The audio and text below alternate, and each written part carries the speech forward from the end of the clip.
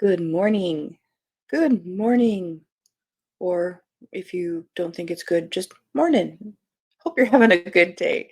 Welcome back to Bookie Monsters. My name is PK, and on this channel, we look at the new releases that are being set into the wild every morning, each week, and we look at them genre by genre.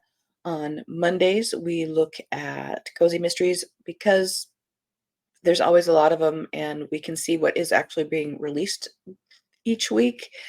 Oftentimes, the other genres don't even list what's coming out until release day, which is Tuesday. So we're always guaranteed to look at the new releases of Cozy Mysteries on Mondays. That's why we do that. Tuesdays, we look at mysteries and thrillers. Wednesdays, we look at romance. Thursday, like today, we look at fantasy and science fiction. And Fridays are the catch all for others, or if we're doing a readathon or things like that. Today is Thursday, February the 22nd, 2024. So it's 2/22/24 today. Hope you're having a good day.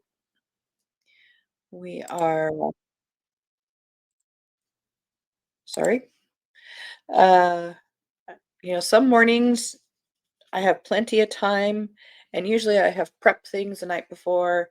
Other mornings I am running around and I slide into the seat here to get going. And this is one of those days. And usually that kind of day that I have not prepped the night before, which is also this kind of day. So we will be winging it. Quick announcements. We do have sprints tonight at 6:05 Mountain Time, 8:05 Eastern. They'll go for 2.5 hours. The sprints after that will be on Saturday afternoon at 1 p.m. Mountain Time, 3 p.m. Eastern. Let's start with here.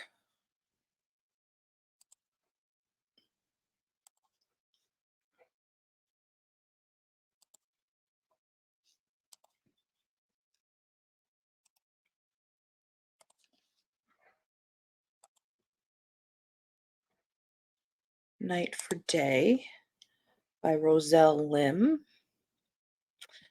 For a fantasy, it's only 345 pages. Shock. Two people destined to be together, but to never see each other again, fight against the greatest odds in this powerful and moving fantasy novel, blah, blah, blah. So, romantasy. Exes Ward Dunbar and Camille Bouhet thought they would never see each other again. They had broken up to pursue their dream jobs on the opposite sides of the country, her to New York City and him to Los Angeles. But years later, they unexpectedly reconnect in London, where they are interviewing for similar jobs. The spark they feel when they meet again is palpable. The attraction comes back like muscle memory, reminding them of what they had lost. When Ward and Camille discover they both got the job working opposite shifts, they vow to give their relationship another try. Ward starts the day shift and finds the immortal clientele unusual and dazzling. I was wondering, where does the fantasy come in here? When he clocks out at the end of the day, he finds the door locked and himself trapped in the building. After a horrific first night shift contending with restless spirits and ghosts, Camille is also unable to escape. In their respective prisons, they discover that they're able to talk to each other a few minutes before dawn. This fleeting encounter incites longing for each other, but their promise to be together feels impossible because they are caught in the middle of a war of the gods, and their choices will determine the outcome.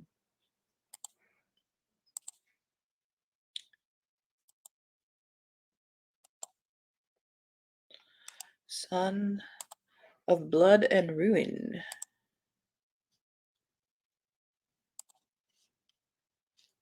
by Marilee Lairs. Good morning, Deborah. How you doing? Hope you're having a good Thursday so far.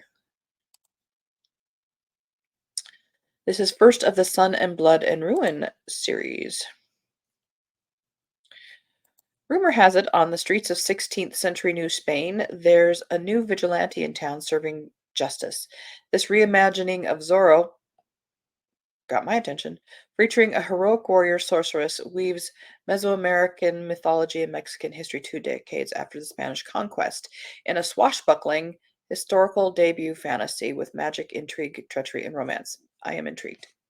A new legend begins. It's 16th century New Spain. Witchcraft is punishable by death. Indigenous temples have been destroyed, and tales of mythical creatures that once roamed the land have become whispers in the night. Hidden behind a mask, Pantera uses her magic and legendary swordplay skills to fight the tyranny of Spanish rule. To all who know her, Leonora de las Casas Tlazoltzin never leaves the palace and is promised to the heir of the Spanish throne. The respectable, law abiding Lady Leonora faints at the sight of blood and would rather be caught dead than meddle in court affairs. No one suspects that Leonora and Pantera are the same person. Even Leonora's charade is tragically good, and with magic running through her veins, she is nearly invincible. Nearly. Despite her mastery, she is destined to die young in battle, as predicted by a seer.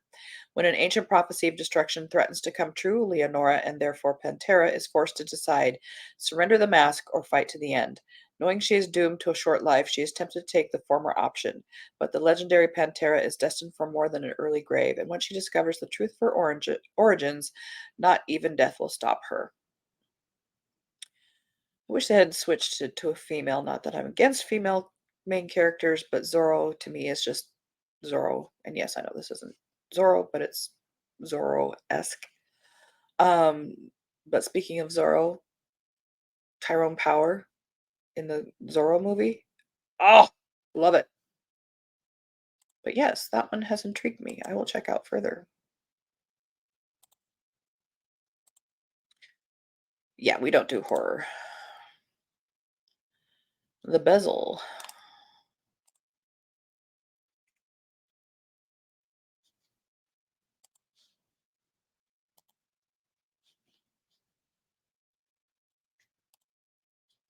by Cory Doctorow.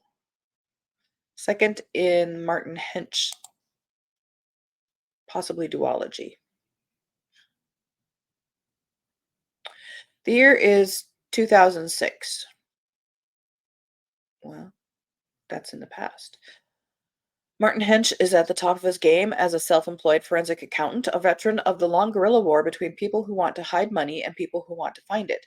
He spends his downtime on Catalina Island, where scenic imported bison wander the bluffs and frozen reheated fast food burgers cost $25. Wait, what? When Marty disrupts a seemingly innocuous scheme during a vacation on Catalina Island, he has no idea he's kicked off a chain of events that will overtake the next decade of his life.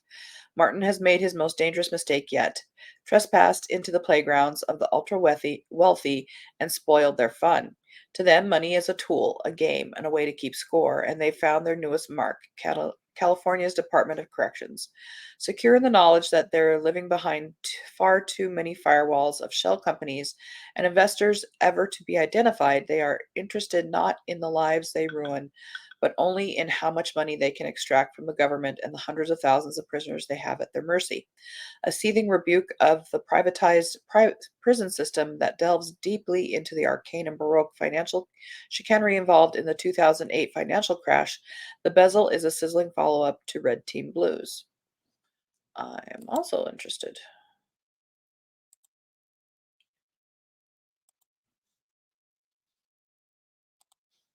Twice Lived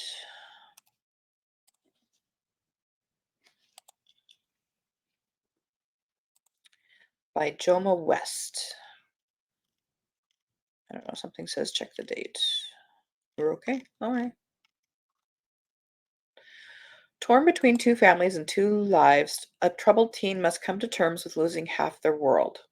Two worlds, two minds, one life. There are two Earths, perfectly ordinary and existing in parallel. There are no doorways between them, no way to cross from one world to another, unless you're a shifter.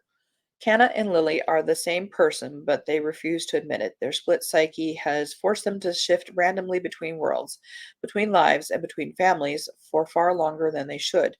But one mind can't bear this much life. It'll break under the weight of it all. Soon they'll experience their final shift and settle at last in one world. But how can they prepare both families for the eventuality of them disappearing forever? Interesting. And I believe that was the last on this website. Yes.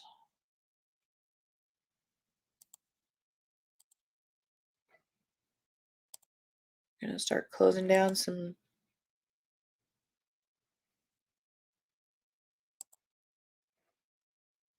tabs here. Don't need them all. Had to get my coffee. Yes, coffee is required. All right. Now these sometimes have incorrect release dates, so we will have to check. Yep, that one came out in January.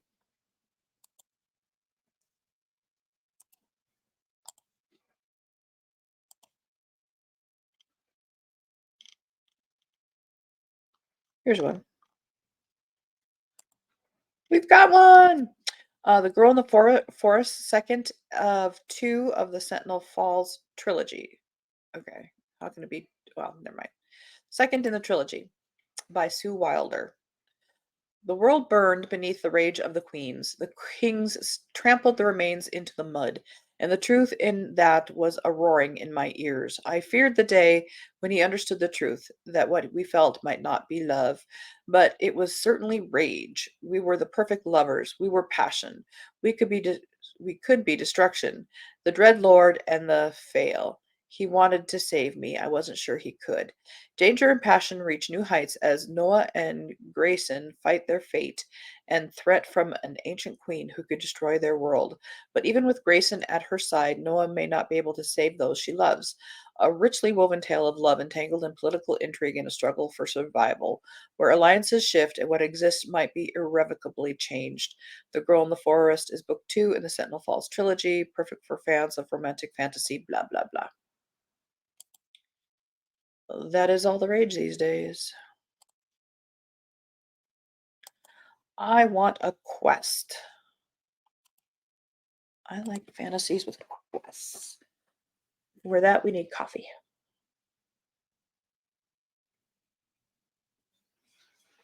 A big slug of coffee. That just stab me.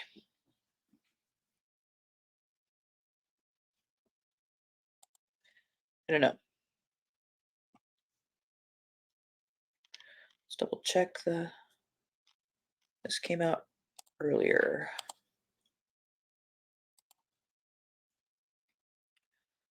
Relight my fire.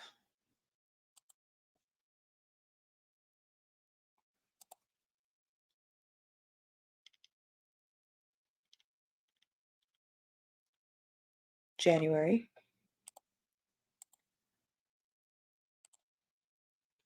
Well, if anything, you're getting a glance at some books you might be interested in otherwise, even though they might not be released this week, but we're just not going to go into in depth. That was earlier.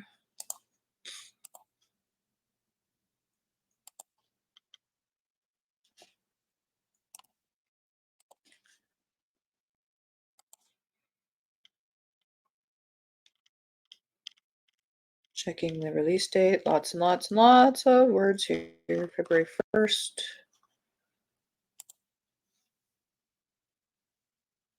We looked at that one already.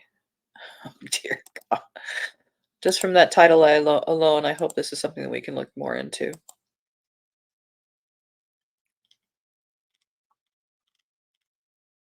January. Shoot. Potato a day keeps monsters away. That's funny.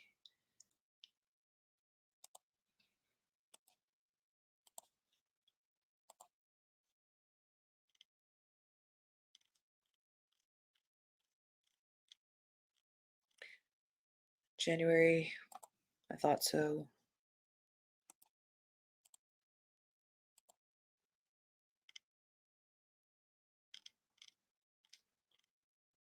January.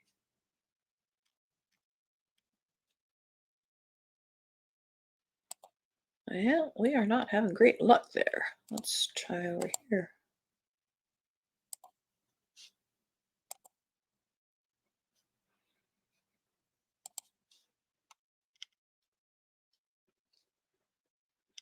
I thought we had a bunch of like fantasy romance.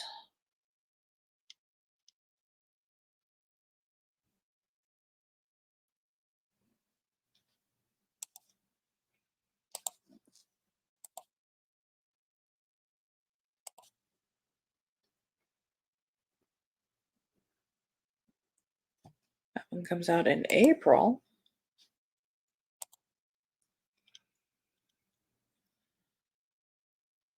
A Tempest of Tea.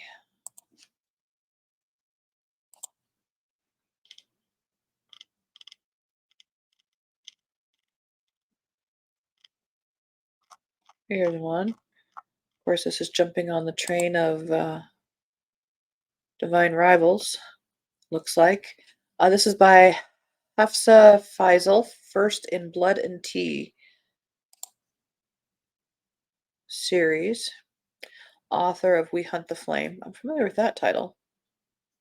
This is going to be a duology of romance and revenge. Led by an orphan girl willing to do whatever it takes to save her self-made kingdom. In the streets of White Roaring, Arthi Casimir is a criminal mastermind and collector of secrets.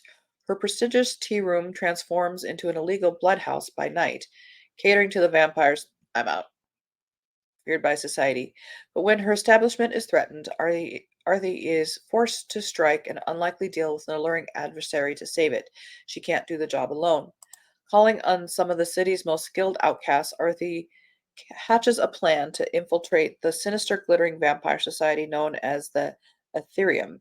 But not everyone in her ragtag crew is on her side, and as the truth behind the heist unfolds, Arthi finds herself in the midst of a conspiracy that will threaten the world as she knows it. Dark, action-packed, and swoon-worthy.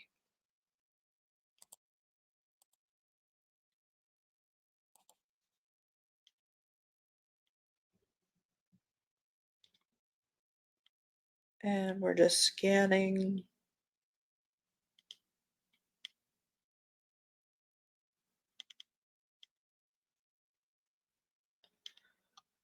I'd have to go back to Cozy Mysteries just to round out the day here.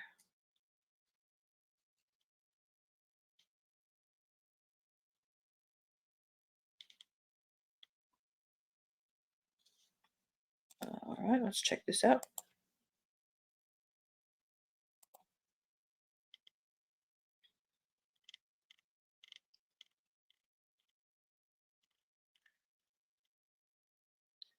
Yes, we can do this one. What I smiled was her deadliest enemy or her greatest love. That seems to be all of fantasy these days. This is Heartless Hunter, first in the Crimson Moth series by Kristen Ciccarelli. On the night Rune's life changed forever, blood ran in the streets. Now, in the aftermath of a devastating revolution, witches have been diminished from power rulers to outcasts ruthlessly hunted due to their waning magic, and Rune must hide what she is. Spending her days pretending to be nothing more than a vapid young socialite, Rune spends her nights as the Crimson Moth, a witch vigilante who rescues her kind from being purged. When a rescue goes wrong, she decides to throw the witch hunters off her scent and gain the intel she desperately needs by courting the handsome Gideon Sharp, a notorious and unforgiving witch hunter loyal to the revolution, who she can't help but find herself falling for. Gideon loathes the decadence and superficiality Roan represents, but when he learns the Crimson Moth has been using Rune's merchant ships to smuggle renegade witches out of the Republic, he inserts himself into her social circles by pretending to court her right back. He soon realizes that beneath her beauty and shallow facade is someone fiercely intelligent and tender who feels like his perfect match. Except, what if she's the very villain he's hunting? That is a gorgeous cover. Look at that. That is gorgeous.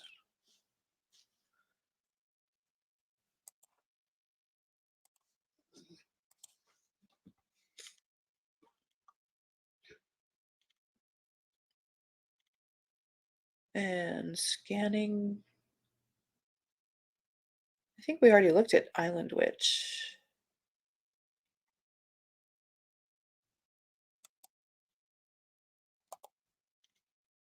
On Tuesday. We'll double check it though.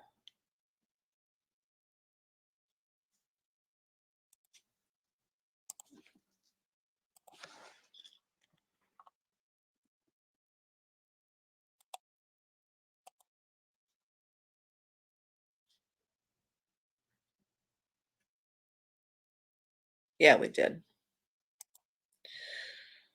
All right, let's check this one. Made of Stars. This is young adult. Came out last year.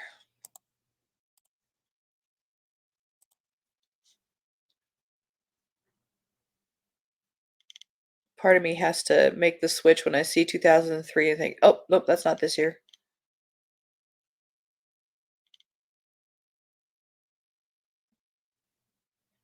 Western.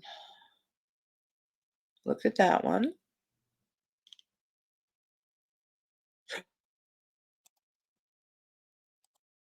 I think I read the first one in this series. Maybe. No, but I'm familiar with it. But yes, we can look at it. This is Only Hard Problems by Jennifer Estep, third in the Galactic Bonds series. Problems, problems everywhere. My name is Zane Zimmer. To most folks, I live a seemingly charmed life as a regal lord and the heir apparent to the powerful, wealthy House Zimmer, and the gossip cast breathlessly follow my every swaggering move across the archipelago galaxy. I'm also a powerful scion capable of telekinesis, telepathy, and telepathy, and my deadly skills and prowess with my storm sword have made me the golden boy of the arrows, the Imperium's elite fighting force. But even golden boys have bad days, and the truth is I have more hard problems than I can solve. The tech wave is building weapons to use against the arrows in hopes of toppling the Imperium and taking over the galaxy. But even more worrisome is the fact that my old rival, Calderan, has a powerful new ally in Vesper Quill. Together, the two of them might just destroy everything I've sworn to protect. I'm supposed to be relaxing with the other regals during the summer solstice celebration, but when an enemy threatens the festivities, I'm forced to leap into action. As an arrow, I'll do whatever it takes to protect my family and the other regals, even though my actions will cause only more problems and just might end up being the death of me. No, I've not read this series, but I have read a spy series by her. But that is all we have time for. At least we made it. We found some things to look at. It was looking pretty bleak there. Alrighty. Well, hope you have a very good day. Again, tonight we do have sprints at 6:05 Mountain Time, 8:05 Eastern. Sometimes I start a little earlier than 6:05 my time because if traffic goes in my favor, I try to jump on sooner and so forth. So hope you have your notification bell tabbed. But also, if you want to, please hit the like button and subscribe. So it helps me out. It helps you out. Dustin, I picked up the Canopy Keepers a couple days ago. Sounded interesting. Oh, neat. Let us know. Dustin said, "Good morning," by the way. Good morning. Welcome. This is why I do it. I don't, there's no way to know everything that's out there, and you never know what's going to be a good read for you unless you look at everything that's out there. And I read all the genres that I look at. I read cozy mysteries. I read mysteries. I love historical mysteries. I read some romance and I read sci-fi fantasy, but you don't know what's out there unless you look at it. Find new authors because if you find an author, you read that book and then oftentimes you have to wait a year for the next book. So you have to find another author and so on and so on. So nobody is looking at the new releases. And so I had to do it myself, which is okay because I like it. So I hope you have a good Thursday and hope to see you tonight. Tomorrow we are going to probably be looking at more cozy mysteries, but whatever else catches our fantasy. So, as the banner says here, don't be a bookworm, be a bookie monster. Nom, nom, nom. Have a good day and God bless.